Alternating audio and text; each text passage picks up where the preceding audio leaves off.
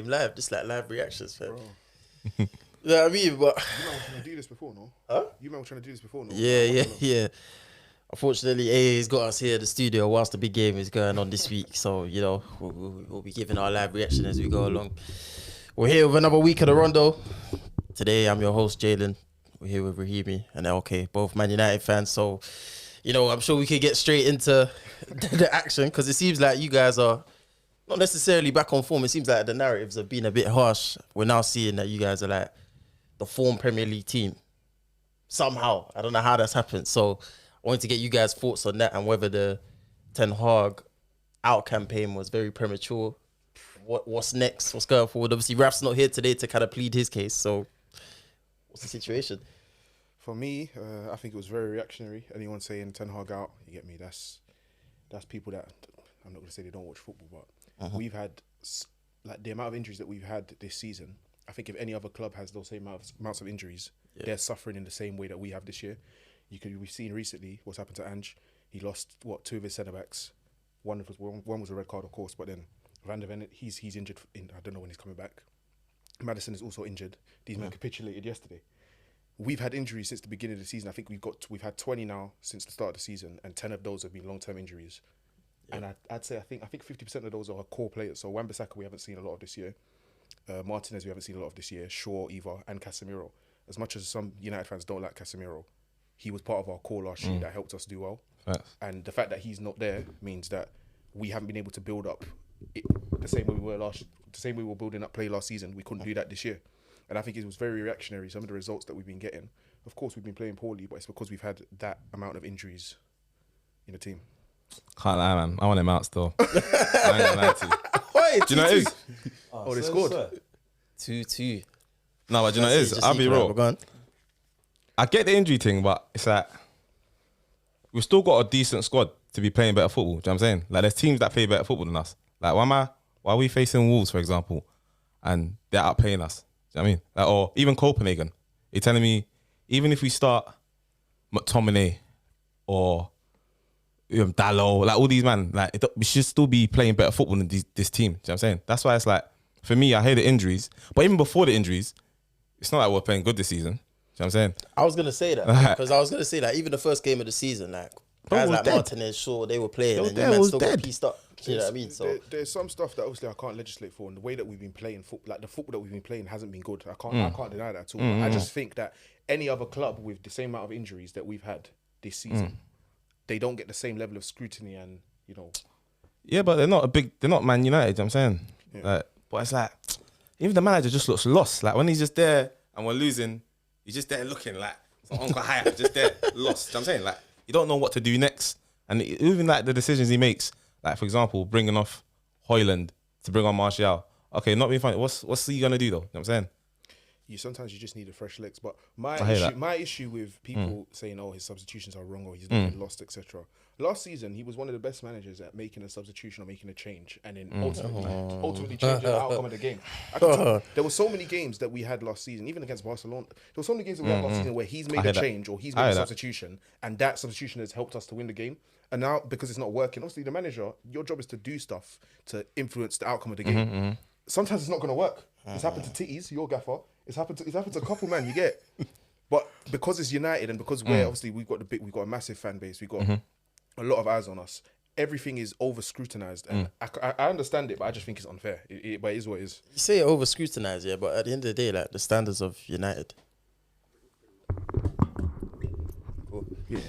Yeah, I was gonna say, so obviously the standards of United, like being 6th place, 7th place. 8th place of the table. Like, of course, you're gonna get scrutinized. But it doesn't matter about injuries. Like, injuries aside, even if you have that, Man United are a club that should be in the top 4. We should be like, minimum. Do you get what I'm saying? So, like, you can say it, but at the end of the day, you're never gonna get the same amount of scrutiny as like a Spurs or a Newcastle are getting right now. You get what I'm saying? So, I think you have to take that into account. And my thing for him is like it's been almost like a year and a half. Wait, yeah, a year and a half. Yeah, shit, man's a United supporter, but cool. But it's like there's still no identity in how we play. Like every time I watch a Man United game, I don't know how we're gonna play. I don't know who's gonna score. I'm just hoping for like a Bruno penalty or some sort of, because you know Casemiro scored quite a good few headers, isn't it? So I'm thinking, is it gonna be a Casemiro header or like where's the goal gonna come from? Do you know what I'm saying? So it's all vibes right now, and it's been a year and a half, and we're still playing vibes football. That's Speaking mad. of the attack, obviously there was 2 points that I wanted to make or ask questions to you guys. So the first one is, as much as you guys have had injuries, I feel like your main kind of members of your attack have been available. So if we look at like Rashford, Bruno, Hodgland's obviously been there, and realistically Anthony hasn't been out. So as much as obviously you might have had build-up problems, them guys have how many goals between them? I think it's 1 goal between them in the league. That's crazy. I said Nicholas. Like, that's not something that's gonna change when people come back, innit? So I'm not disagreeing. Are you concerned about that? So the reason why I'd say it is concerning that they haven't scored goals. I just think all of them have had a massive dip in form, but I think it's explainable. Last year we played the most games out of any top 6 side in the country. We played the most games. I think that those players, especially Bruno Fernandes and Rashford, those two played most of our games last season, every big game. Unless Rashford was injured, which he was, there was a period where he was injured. Those two specifically played all of our games last season when they were available and fit. I think that's taken its toll on them. The same thing with Casemiro. He's now injured, injury prone. Wan-Bissaka, he's now injured. These are players that hadn't been injured or weren't worked as much before, and now they're getting these injuries, and they've seen a dip in form because I think they've played too much. If we look at injuries, fair enough with those two, yeah. But if we were to look at like Hodgland's gone 9 games now, no goals, no assists, and he gets the chances though. I'm not. He's the one I'm not worried about the most. I'm more concerned about Rashford. What, getting injuries? No, in terms of scoring goals, scoring and assisting and affecting. Why are you not worried about a guy that hasn't scored in that game? I've seen what he's done. So firstly, you can see what he's doing in the Champions League against somewhat better opposition than sometimes we've seen in the Premier League. Obviously, some of the teams no, but some of them yes. We played against Bayern. He played well. You don't think he played well? You don't think? I think it's not about not playing well, but at the end of the day, you could play well in the Champions League. He's top scorer in the Champions League right now. To me, that doesn't excuse not scoring or assisting for 9 games. It's inexcusable. But I know he's going to come good. He gets the chances and he makes the. If you look at his movement, if you analyze him by himself, to standards though, man. At the end of the day, right now, like he's a young G. I'm not hearing that, bro. Do you know what it is? Yeah, like when it comes to things like this, I think there's certain like players, yeah, that you can say, all right, cool, they haven't scored for 9 games. It makes sense. He's coming for £70 million. Like at Man United, that's not an acceptable excuse just because he's a young G or he's playing well in the champ. Like, you know what I'm saying? Like, you have to come in and make an impact. Even if it's 1 goal in 9 games, right now that's better than scoring 0, isn't it?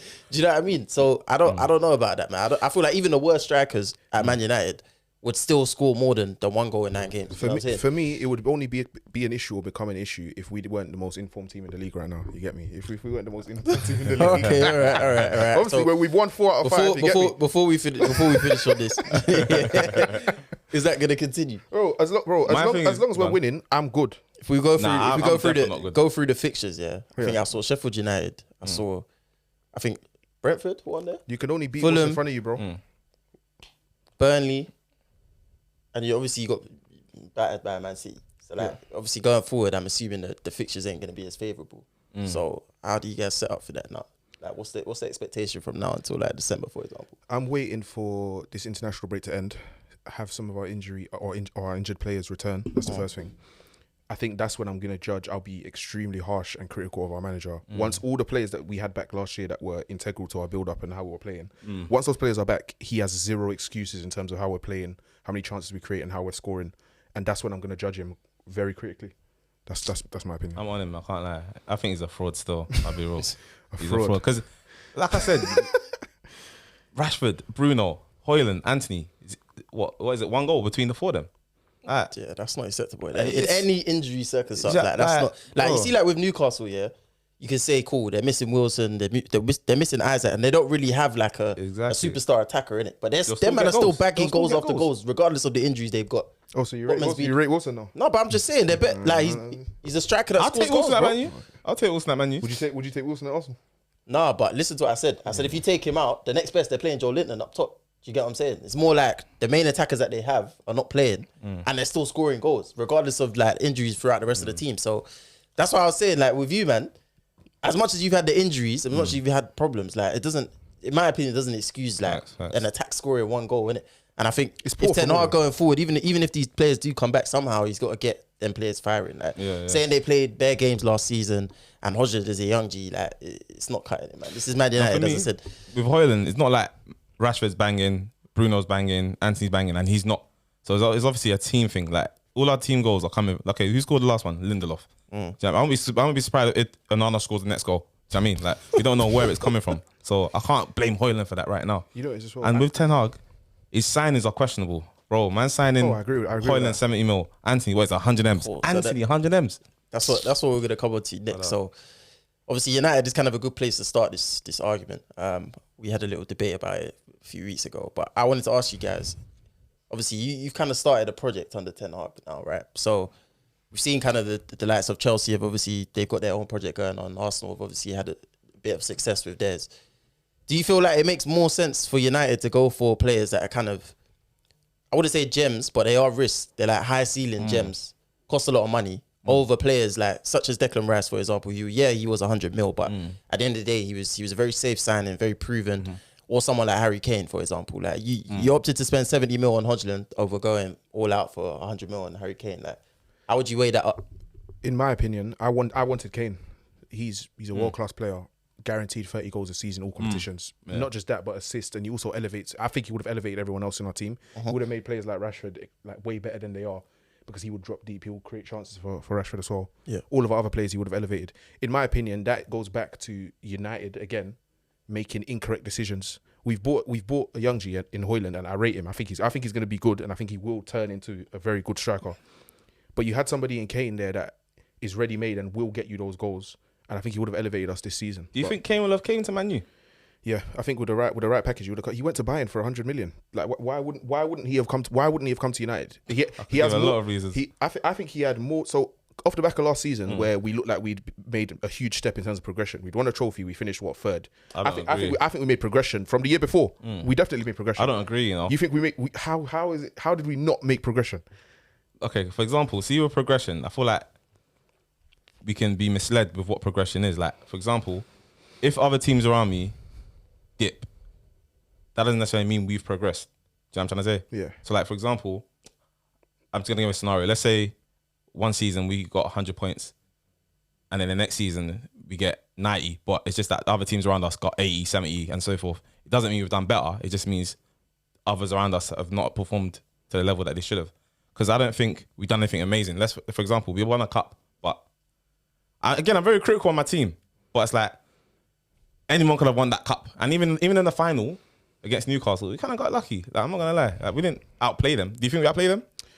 We won, and that's the that is what it is. But obviously, without going on a tangent, because we're going off for a little bit, but I think in general, when it comes to like projects and obviously kind of choosing stability over that, I think it depends on obviously the circumstances. Like, my argument has always been with United. I don't feel like you guys have got everything that you need in place to do a successful project or run something like that. Whether it be like the right sporting director, whether it be a manager that's going to come in and put like an identity down and build players around that, he still seems a bit confused about what he wants to play. So 100. I think with United, it doesn't make sense. With a team like Chelsea now, I look at like how they were operating, let's say like 10 years ago, where it was like, if they were going to go for someone that was like a gem, let's say like a Eden Hazard, you might have been a risk at the time. Yes, everyone was after him, but at the end of the day, every single young player, you don't know whether they're going to reach their potential or not. But he was coming into a squad where, you know, you had like John Terry's, you had the Lampards, like you had guys that were there that were proven. You know, they spent a lot of time at the top end of the game, and they were proven in the game. So I think the argument for me more is like, I feel like projects are good, but I feel like a lot of teams are kind of being forced into thinking we need to do a project because I think COVID came. Obviously, teams are worried now about losing out on money as well. You know, they're thinking long term. If we get into a situation where we go into another pandemic, like we need to make sure that we have a group of young players, because we might be in a situation where we can't recruit no more, innit? And players becoming valuable again. So I think that definitely impacted a few teams. But my bigger issue now is like a lot of clubs are just, they're frowning upon players that are like 26, 27 years old, and they're going into their primes. And it doesn't really make sense. Like, I can understand. You see, like someone like Casemiro, for example. Yeah, he's come from Real Madrid. Obviously, he's like 30 years old. You can see that's a player that could potentially go on a decline. Yeah, you're looking at players that are like 26. I saw Real Madrid don't want to sign Mbappe because he's 26. Do you get what I'm saying? Like, something like that to me is madness, because it's like that guy still has like 6-7 years at the top. And is it better to sign someone that say could be like 22? Let's say like a Højlund, for example. He's obviously a young player. Is it better to sign someone like that, thinking that he might give you 10, 15 years of like very, very top level football, but he might just never get there, innit? Do you get what I'm saying? Over someone that's 4 years older, but is already at that level. In my opinion, like, it's a no-brainer. I think it depends on the team as well. Like, for example, if you're like trying to challenge for a title, like, for example, if a team like a Burnley tries to do a whole project, then this is like trying to survive the Prem before thinking about even doing all that. But a team like, you know, your Cities, Arsenal, Man U, Tottenham, whatever, I feel like they do need to look long term, especially with City dominating this league. You have to look like 3, 4, 5 years ahead. So I think it's all about getting a balance as well. Like, you want some experience in the team as well. Like, look at Chelsea now. It's just a bunch of kids. Do you know what I'm saying? Like, there's no, I mean, other than like, you know, Sterling and Thiago Silva, of course. It's like, but it's funny though, because I feel like Chelsea actually have a better foundation to do a project over you, man. I agree. Because like when I look at United, like if you just look at like the older players, but the experienced players, like the foundation of what's actually there, a lot of what the problem is based around like the more experienced players, in my opinion. Look at someone like Casemiro, again, a player that divides opinion. The centre halves is still like a problem area. Obviously, De Gea left last season. You know what I'm saying? Like all throughout the team, the core, like the foundation isn't really there to build a project around, innit? So you're then asking you're then asking a club that, as we said before, doesn't really have like the foundations in place to go and recruit like good players. Bought them in, overspent on them, paid them high wages. Anthony's on 200k a week. Look at which Sancho. is, Sancho's on 350. Yeah, we haven't seen him at the end of the day, they months. haven't worked out. And you look at like the alternative options, as I said, like spending that money on Anthony when they were like other proven players that have come into other clubs and done really well. That were probably like half the price. Like you look at someone like Kudus right now. He's at West Ham. It's 40 mil. Has come in there and made the impact like straight away. And the type of impact that guy could have had on like your club, it's crazy, isn't it? But we got to take into account though, everything United based gets taxed more. So any player that we're going in for, automatically that's 30-40 mil above the average price. For example, but that's also down to like your incompetence though. That's not just I agree with United that. tax. So it's cohesion within the club. Once again, I don't even know if we have a director of football. If we do, he's not patterned. There's no cohesion between what our manager wants, who's going to go out there and get those players that he wants at a cheap price or at a discounted price. Look how many niche players there are. Look at Doku for Man City, for example. crazy. Pep said that their director of football is the one that suggested that to him. He wasn't even looking at that kind of player. But the director of football understands what type of football the manager's trying to play and has then looked into a player that he thinks can fit that system and has brought that player into the... That's what I think. We don't have that. I think comparing the Chelsea setup to Man United is a bit unfair because we're miles off. Because we're miles off. Do you know what I'm trying to say? But the thing is, again, I'm more weighing up like whether it makes sense for you, man, to actually do a project in it. And you've obviously gone down that road. So I'm gonna I'll be honest. Two clubs. I think it does make sense to do a project. If you look historically in the Premier League and the teams that have been successful, other than Chelsea in the last 10 to 15 years, the teams that have been the most successful are teams that have gone through a project and got to the stage where they become so good and then they build on when they've got that good. So for example, United in the early 90s to the noughties, we had multiple projects. So Alex Ferguson came in and we weren't good. For I think it was a couple of seasons, we weren't good. The project, all of the young G's came through. But that's what I'm saying. You say projects, but like at the head of every like successful project, more time there's very good young players that come through. And like even look at Arsenal, like we got very lucky because Saka came through. Obviously Smith Rowe came through. Both of them were very good like at the time and made an impact on the team straight away. And like I look at you guys as youngsters now, like even someone like Garnacho, Smith Rowe's debatable, but he hasn't really. No, you can say he's debatable, but at the time, like he was a game winner. He was a match winner. Even like if I look at Chelsea, like that season where Lampard came in, like you had Mason Mount came through. Obviously Tomori kind of came through. Reece James. But this manager, Reece James at the time, obviously he came through. Like Chelsea had a good set of young players that came through. Like what's crazy is we have had that. Look what our guy did. I don't even want to say his name. Guy? You know, I don't even need to say his name. We had a generational madman. I hear it. We've had a couple of even Rashford. People get onto Rashford now, and I'm one of the people. I'm onto Rashford as well. I don't think he's been at the level that he should have been this season. He's one of those players that has come through.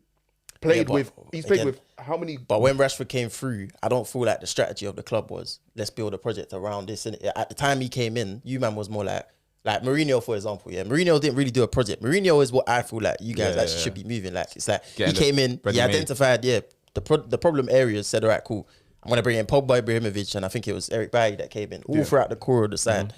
And straight away that made you guys into a very good side. I think with the current owners we have, there's no point building a project because the project isn't going to get anywhere. So I feel like for now, with the current owners, it's just we're better off just buying ready-made players in areas that we need. Do you know what I'm saying? But then when does it end? Because it's like what Ragnick said. But that's what you're saying, when does it end? Yeah, but then that's what I'm saying. It's like, you guys spent 400 mil like over the last like 2 years. You got guys like obviously Anthony have come in, you know, Sancho. Yeah, like all these project players that have come in and tried to build a system around. It hasn't worked out. You think about if you spend that 400 mil now on like a Kane, a Rice, that's 200 mil, and then you've got another 200 mil to distribute amongst like proven Premier League players, and suddenly you have a squad of that. 100%. You're much more stable. Like it's not even just about like the level that you're hitting, yeah. But I feel like there has to be a minimum like level of stability. As I said, the floor level has to be like, you know, if we've got an experienced group of Premier League players, like the worst case scenario is probably going to be like a top 4 scrap. Do you get what I'm saying? That's what it is in reality. Like players like Jorginho, for example, yeah. Like for Arsenal, we're not like mad fans of the signing, or we're not fans of it. But what he does bring is like if he comes in, he's doing a job. 100. He's stable. Like you're never gonna go into games against like Burnley and that and really be worried with like Jorginho playing, because he's just gonna he's not taking anything away from the team really, innit? Like everyone else is still able to thrive. And I look at Man United, and I don't feel like you guys have like those type of players throughout the squad, where if players do get injured, like you look at someone like Johnny Evans, for example, yeah, he's kind of in that mold, but he's just a couple years too late. Do you get what I mean? Like he should be those are the type of signings though. Those are the type of players that you kind of need, innit? Those type of personnel.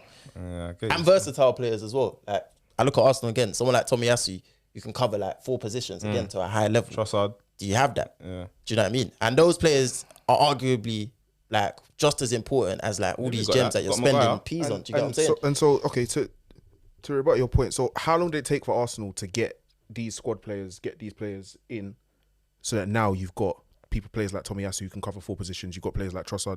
That's a recent thing. You man went through a 2-year stage, finishing 8th back to back. United have never did. But this is what I tried to explain to people. Yeah, our project didn't start until the season where we finished 5th, because that's when the young players were signed in that summer, innit?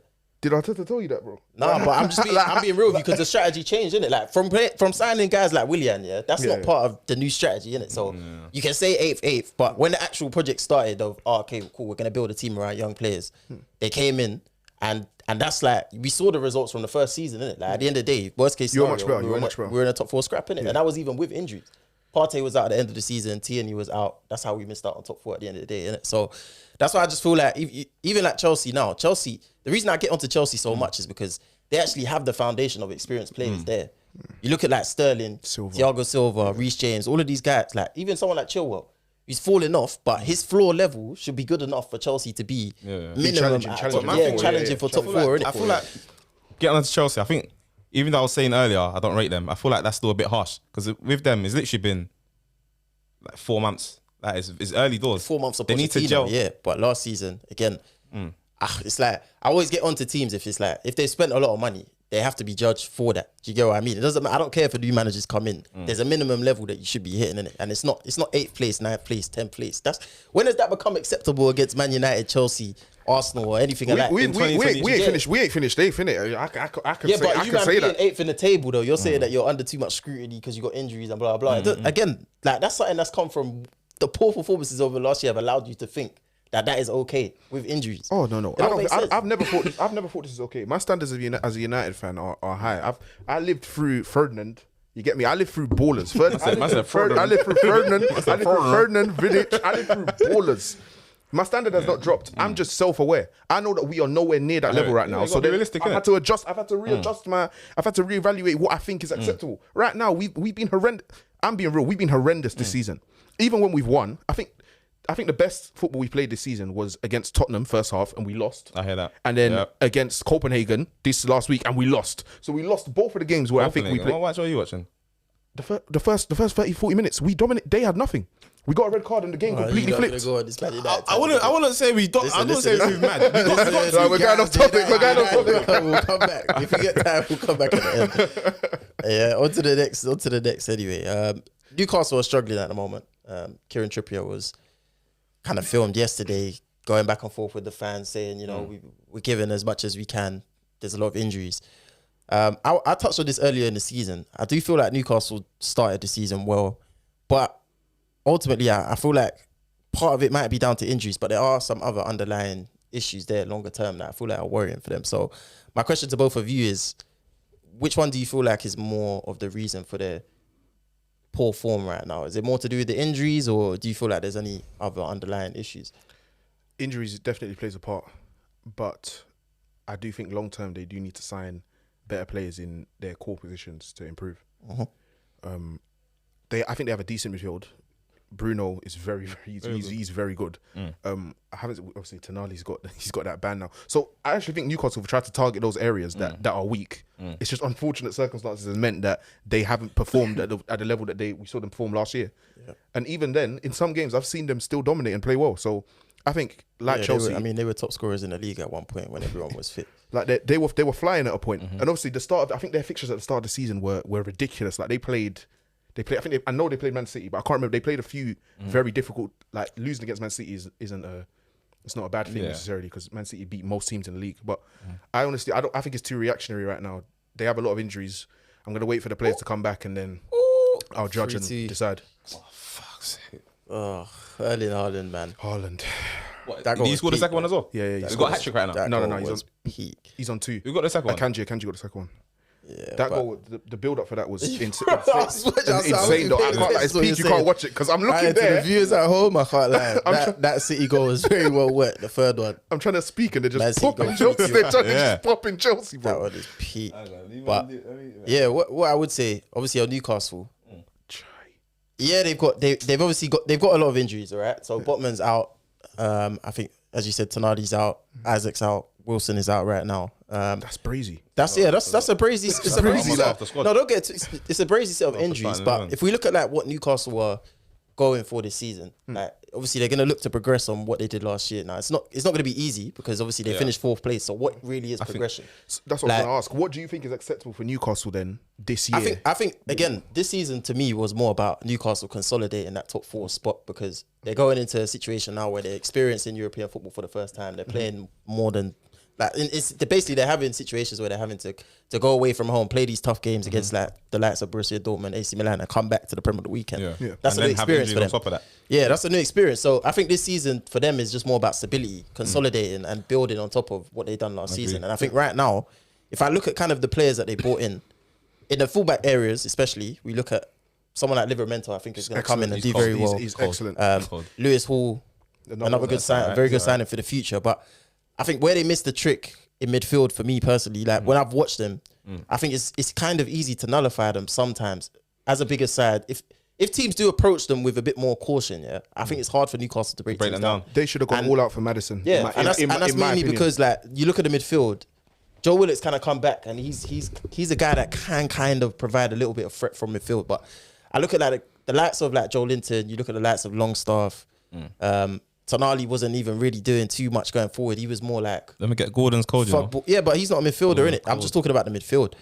It's like, I do feel like they're missing a bit of a creative spark in there. And that's an underlying issue that Eddie Howe's going to have to rectify at some point. Even when players do come back. As I said, we're not just talking about them being in and around top 4. We're talking about them actually finishing 4th place and going on to more, innit? So if I'm looking at their underlying issues, to me, the injuries might be the reason why, they're behind United right now. But even if those players were fit, I still don't think Newcastle are in the best place to go and finish in like a 3rd place now ahead of the likes of like Liverpool and blah, blah. I feel like if I was a Newcastle fan, I'll be a bit realistic knowing that, cool, we finished 4th last season. But even if it was to like finish 5th or 6th, knowing that we're in the Champions League and we're just like getting used to it, I feel like it's a bit hard to ask for them to all of a sudden now you're in the Champions League and still finish 4th again, especially in a season where Liverpool are going to come back. City are City. Arsenal are doing all right. Yeah, but then again, that's what I'm saying. It's like you look at the other people that are going for 4th spot. Yeah, Spurs obviously there. Spurs are going crazy. United obviously there. Like Chelsea, not really about like. So do you know what I'm saying? Like, there's not really like possible though. Yeah, there's not. There's realistically, you say probably the best team there right now is probably Spurs, innit? And they've got their own injury problems. So if you're Newcastle, really, like, this is a big opportunity for you to go and say, right, cool, back-to-back seasons. And solidify. Yeah, we're going to finish top 4. And I do feel like they can do it if their players do come back from injuries. I definitely feel like the injuries have contributed to where they are now. But again, I just think they're missing that one creative spark. Like the one, I get what you mean. And even though they've gone into games, like they're beating Sheffield United 8-0. But again, I'm looking at like more the top half. But I think like, Bruno teams. does that though. When you say their lack of creation as well, I think that's the system thing. I think they're quite similar to Liverpool near the start, where most of their creative, their spark is from their right back. It's from their fullback. So Trippier does a lot of the creative work for them, and then they just have destroyers. They have people in the field that are going to run this.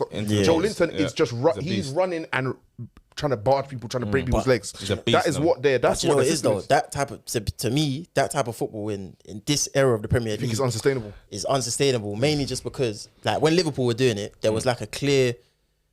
What's the way to say it? Like when Liverpool were doing it, there was like a clear difference between them physically and other sides, and I feel like a lot of teams now have like a minimum level of physicality. Yeah, they've improved. Everyone's kind of recruited for that, innit? Yeah. So Newcastle could have that. Like, of course, they're gonna put you under pressure at St James's Park. It's always been a tough place to go, innit? But a lot more teams can match that level, and as soon as they do match that level, it's then down to Newcastle to be like, I think we're downplaying their quality. I know they're very physical, Joelin and Willock. Like they got a lot of physical players, but I think they're actually very good quality as well. Like the way they can like pass the ball around, find little pockets of space. I feel like we're underestimating them there. I don't think we're underestimating them. Again, I'm judging them as what they're aiming to be, and not what they are right now. I'm saying if they're aiming to be a side that is going to compete with the likes of like Liverpool, Arsenal, they need that creative City. number 10. Yeah, they're going to need to create more because at the end of the day, you've seen it yourselves. Like United's main problems, cool, yeah, you might get better at the big games, but the games you're expected to win are the smaller games where teams might not come onto you, innit? Do you get what I mean? No, sorry, my man was did a mad thing. My man was did a mad thing. Yeah, like you got to think about it from that perspective. Like when teams sit deeper, like a lot of the things we're discussing now that you're saying are important. They become more of a factor, innit? You're looking at like playing in between the pockets. You look at that when Liverpool went down to 10 men. Yeah, Newcastle created chances that day, but they didn't really have like someone that was really going to take the game by the scruff of the neck and really like go at a team that's just sitting in against them, innit? And as he said, unless Trippier puts in an amazing ball into the box, realistically, what else is the option? So or they combine him with like Isaac, huh? So you say they have no plan B? I wouldn't say they don't have a plan B, innit? Like it's more just I just don't think the plan A players are good enough really to go like bar for bar, toe to toe against the best sides in the league, innit? But I do still feel like they're good enough to finish 4th place. But that's like the best. That's their ceiling. That's their ceiling. Yeah, and I feel like, as we said, until they fully like invest in like whether it's a superstar attacker, whether Isaac can turn into that, or into like a superstar midfielder, or play Bruno G further forward. I've campaigned for that as well because I feel like when he first came to the side, he was scoring goals in that first half season. So unless that happens, I don't really see how they progress from this point until obviously they get a chance to rectify it in the window. I think that links to your previous point about like whether it's a project or if you just get star players. I feel like Newcastle, because of course they brought in Eddie Howe. They've got money. We know they can go and buy this player, that player, that player. But I think the way they're going now, I think it's just a start. So I do think as the years go by, we're going to see more star players coming to Newcastle. And also, let's be honest, at the start, what star player would really, and fair enough, money talks. But what star player would really, at the time, want to just come to Newcastle? That's why I think Raheem was saying that someone like Maddison is a guy that they really missed out on because he was there for 40 mil. True. And he could have been the face of them, innit? He could have been Same way he's the face of Spurs. 100%. So I think that's the type of players that they have to try and pick up now, innit? It's like the next best. And there's a lot of those guys because if you think about it, like Palmer as well. Yeah, I was saying like someone like Palmer, but even if you look at like the guys that have come from like Leverkusen, yeah, you look at like Diaby at Villa right now, and he's come from a top Bundesliga side and be willing to come to the Premier League. As is like guys like Paqueta or guys like that have gone to like the West Hams. A lot of them are willing to go to like these mid-table Prem teams. Tonali. And get their move in it. So I do feel like there is a market of very good players for Newcastle to go and get that they can build around and turn into like these superstars. But right now, who are those guys? Like Gordon could potentially get to a point where he's going to be all right, but I don't know what his ceiling is. Yeah. I think Isaac is obviously the main one and he's out injured in it. So we just got to wait and see how that goes. But again, we'll see how Newcastle do. We'll come back to it at the end of the season. I think we can all agree that right now they are definitely hampered by injuries. And I do expect them to do well when they all come back. I think they'll finish above Arsenal, just saying. Okay, cool. But anyway, you know what it is? We know you have to take these things in, like, because it's just like, just saying. Man, I spent half an hour speaking about United injuries. Yeah. I didn't say I was supporting United. No, it's all good, man. It's all good. But cool. On to the next point. I think I wanted to just touch on a good story that's coming out of La Liga right now. Shout out Girona, top of the table. I was doing a bit of research into their history, and they've only out of their like 90 years of history. Yeah, they've only been in La Liga 4 seasons. Like the first time they got promoted was in 2017. They got promoted again last season, finished 10th place. This season they're flying. Now, a lot of people, obviously, some people will know, some people won't. They're part of the Abu Dhabi football group that looks after Man City as well. But the other half of them are owned by, I think it's Girona Football Group, who locals, right? Pep Guardiola's brother actually was one of the main guys there, innit? So they're doing very well right now. And that kind of posed. I started thinking about it, and I was like, you know, what are like the big underdog stories in football? Like, I don't know if them man are gonna go on and obviously win the league against Real Madrid or Barcelona. I think genuinely, if they did, it would be like one of the biggest, because, as I said, when you actually look into the history and understand what they're doing, it's like the equivalent of like a Bournemouth coming up and winning right now. You know what I mean? And you can say like Leicester did do that, but if Girona were to go on and win, like, would that be a bigger achievement than what Leicester done? I don't know if it's a bigger achievement, but it's definitely on par. I think we need to. You think it's on par? Because my thing is like, you see with Leicester, like Leicester have been a team that have been in like the first division consistently. As I said, like these men are like, they've only had 4 seasons out of the 90 where they've ever been in it. So I'm trying to even think of examples. It's like maybe like a Swansea like coming up and winning, and they've gone like they're actually a championship team, but they've come up for like 1 or 2 seasons and boom, now suddenly they're going for a league, innit? So like maybe or even Norwich, like even Luton, like that's basically what it is. It's like the equivalent of Luton coming up, finishing 10th, and then being top the following season, like after 10 games. It's madness. I feel like we need to even put more emphasis on the achievements of clubs like Luton, for example, that I don't want to say they shouldn't be in the Premier League, because they should, because that's the way our football pyramid works, and it's showing that our pyramid actually works, that you can come from League One, Championship, Premier League. I actually think teams like Luton and clubs like Luton being in the Premier League, even though they're not doing well, being in the Premier League by itself is an amazing achievement. Like that's, if talking about underdog, they went from League One to the Championship to the Premier League. That's insane. To do that is crazy. With players from League One that are playing against the quality that we see in the Premier League and how good they are, I think it's insane. I think it's sad because it's like they've kind of accepted that they're going to go back down, innit? They're just riding the wave. Oh, Docky. He's like a bullying them, man, at this point. It's crazy still. But I think one underdog story, I think, you know, obviously I was young at the time, but to look back on it now, I think Greece winning the Euros in 2004 was madness, bro. Like that was a golden generation of like international football sides. If you look at like France, you look at the personnel that they had. You had the Zidane, Henry, you know, Vieira was there. Throughout the team, very strong. England, same thing. That was their golden generation with the likes of Gerrard, Rooney, you know, John Terry, Ferdinand, as you said earlier, that you were in love with, was also there. Portugal obviously had a decent side at the time. Like there was a lot going on at that time. And for Greece, I think to come out and win the Euros ultimately, I think is probably one of football's best achievements, really. Like if we're looking at it from an underdog point of view. And if I was to read out some of the names that was in that team right now, well, I don't even know if I can pronounce some of these names, but Karagounis was there, little baller. What's his name? Giannakopoulos. Wait, did he play for Bolton? Bro, my man used to play for Bolton, like. Yeah, there was a couple ballers in there, but realistically, that man should have been nowhere near winning that tournament, innit? So I think that one definitely goes down as well. I don't know if you man got any others. Yeah, the reason that one's got to be the biggest, because you're talking about names like Zidane and stuff like that back in them days. For me personally, I think quality of football was much better back then. So for a team like that to be winning against the likes of France, Germany, Italy, I think that's crazy. I think that's bigger than even Italy around there. Like, that's crazy, mad. Like Cannavaro, like Maldini, that's crazy. Got another one. AA submitted this one. He said Atletico Madrid winning a title and almost winning the Champions League, he felt like was an underdog story. Now, I think that one's not controversial, but it might be one that people might not see as an underdog. Bro, they paid their guy for 10 million a year, man. How underdogish is that? Yeah, but at the time though, they weren't really like up there with the big boys though. It's not. I don't know if I would say it's an underdog story. It's almost like saying like it could have happened. Like Spurs, it's like Spurs basically going and winning the title. Could never be Tottenham though, man. Could never be Tottenham. But that's basically what it's like, innit? That man getting to the Champions League final, and obviously both of them ultimately lost out, innit? So, oh my God, Palmer's. Oh my God, he's violating. My gosh. Could we say underdog stories? Man United winning Europa. I'll pattern up, man. Man just trying to throw us in there still, I hear it. Be serious. United. I'd say the treble. Obviously, today we're gonna do teams. Us, Man U. Yeah, the United treble is an underdog story. So we were told at the start of the season that you can't win. I don't think man ever understanding. We're just trying to slap Man U there still. Guys aren't understanding what that is. Because then I can go and say, the Invincibles is an underdog storyline. That don't really make sense. Another one that AA submitted was, I think Valencia won a title. Benitez was there at the time. And if you go back and look at that particular team, there was a lot of faces that have gone on and done well, but weren't necessarily big names at the time.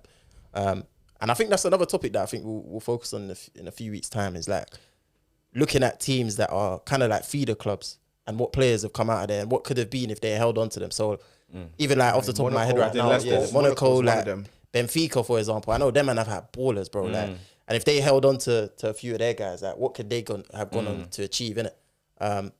But yeah, I think in terms of underdogs, so Kante, Mahrez, I mean, as I said, like, but I think what we've realized is that there's not really many stories that are bigger than what Girona are doing right now. So like, big up to them. Hopefully, they can continue and stay in the fight for as long as possible. And I think definitely their aim should be, if not to win the title, Champions League football, 100%. I hope they don't fall off. I hope they continue because. And it's not even like the football that they're playing as well. Good football, crazy ball as well, man. You know what I mean? So, yeah, man. But moving on from that, again, I feel like we've got, you know, a decent amount of time to go through some rondos right now. I don't know if you guys have got any takes that you feel like might be controversial. Anything there? I've got a couple, but I'll leave the floor to you guys to start with.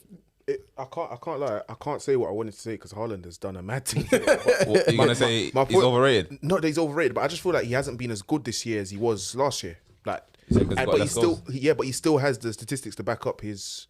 You get me? The amount of time he's playing, so I can't really say that. And he's just scored twice again today, so. All right, cool. Just stop. Do you lot think Haaland should win? If City do what they done last year, do you think Haaland should get Ballon d'Or?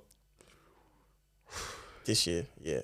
There's nobody else There's no World Cup as well. I wouldn't say there's nobody else, but it's just you can't do that 2 seasons in a row. If you're saying there's nobody else, who would you be thinking about? Well, obviously this was going to bring me on to my Rondo, innit? So I wanted to discuss Harry Kane today. Obviously he's got 17 goals, I think, in 11 games. Crazy. Best start to a Bundesliga career by any player. I wanted to ask, like, what does he have to do to leave Bayern Munich as better than Lewandowski? So he's 30 years. I think he's 30 or 31 years old now. Obviously, Lewandowski kept playing until he was like 35. Obviously, still playing now. So let's assume that Kane has like another 4 or 5 seasons at the top.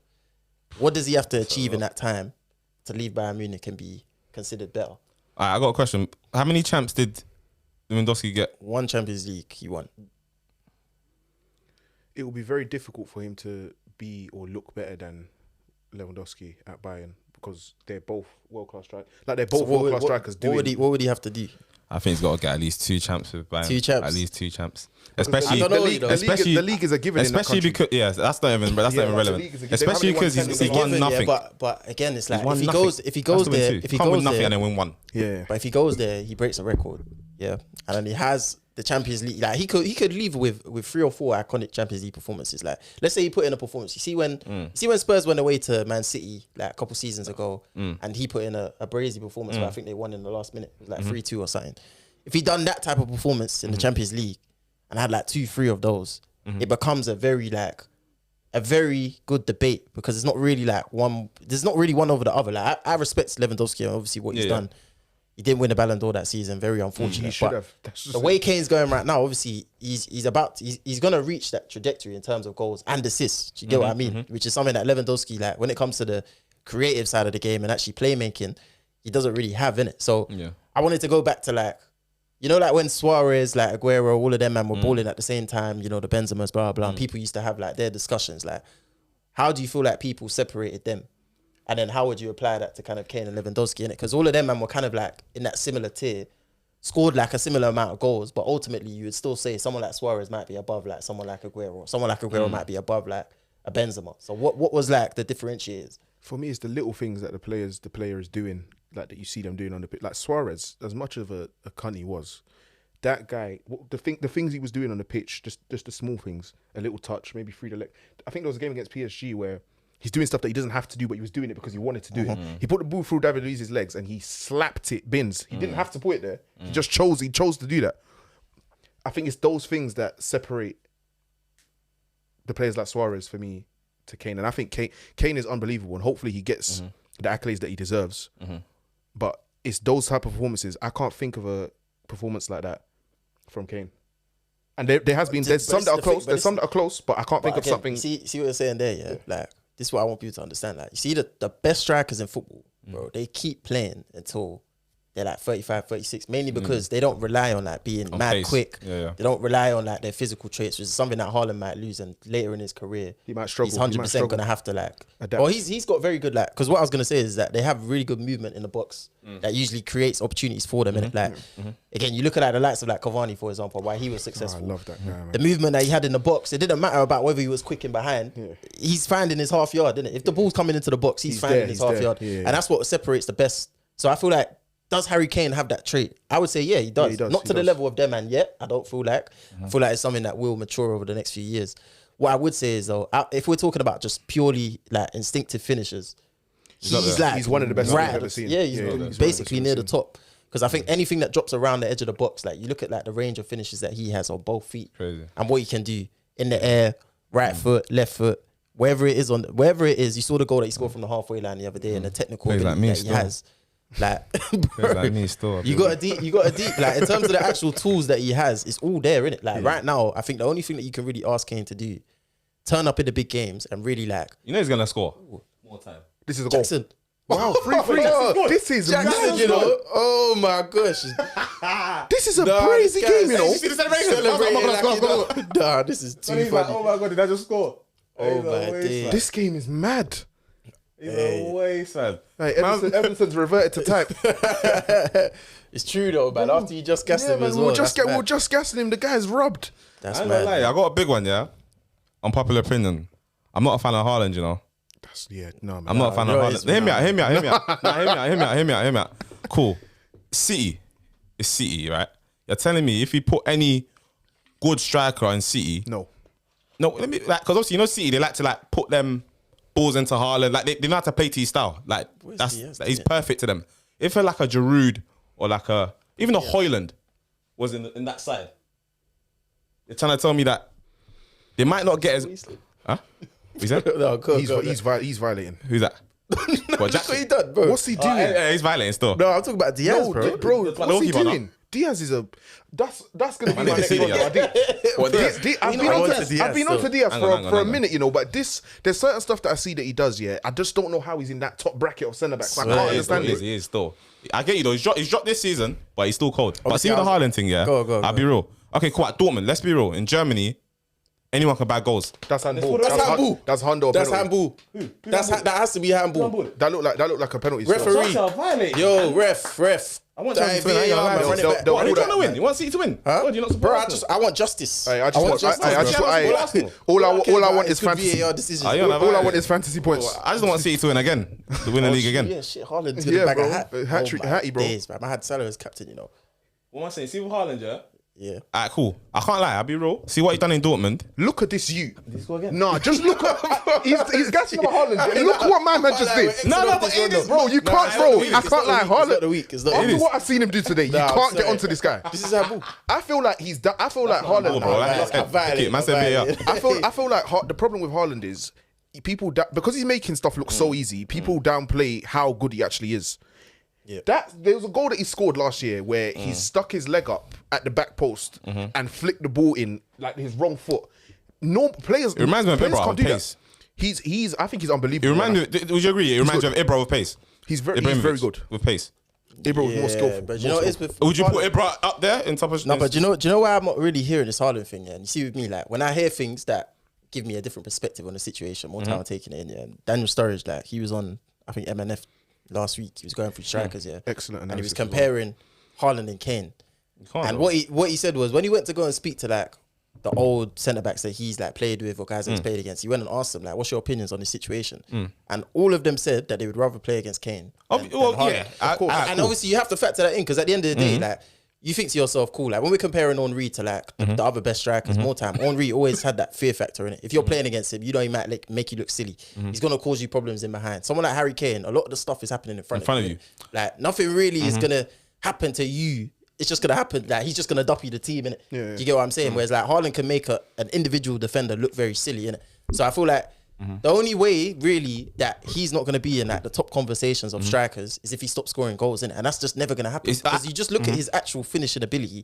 You look at his movement is elite. You look at all the attributes that traditionally a striker needs to But be. you know, Haaland misses a lot more than he scores. He does. That's City just create so much. I bro. do hear that, but you say that. If he was in Man U, it'll be 0-0-20. No. But this is what I'm trying to say. Like 2 goals a season. You say that, yeah. But the problem is like a lot of the chances that created for him comes from him just being active, bro. Like, No, but it's because they know him. It's not hard. Bro, you I can't could be say in that. City That's and get 10 goals in a because season. do you know what it is? Yeah, It's not that easy. It's not as easy. This is the problem. Why is it not easy, bro? People You think about you take him out, get Alvarez. Alvarez will do the same thing. No. But that's the problem, bro. You think about it from this perspective. Yeah, you see, like when the fullback's on the right hand side and he might pass it back to like a midfielder on the edge of the box, and you know they do that little cross to the back post. Yeah, exactly. All Bro, the time. he's active, all bro. the time. But most strikers in that situation, like the guys that aren't in the top level, bro, they're static. They're easy to mark, innit? He's always active. That's why he always finds himself in position to score. That's and whether he misses or not, like, yeah, cool, he might miss a high amount of chances, but at the end of the day, other people don't get them, innit? It's the same thing that like, I've kind of got that with Darwin Núñez right now. It's kind of similar in terms of the movement aspect. He creates a lot of chances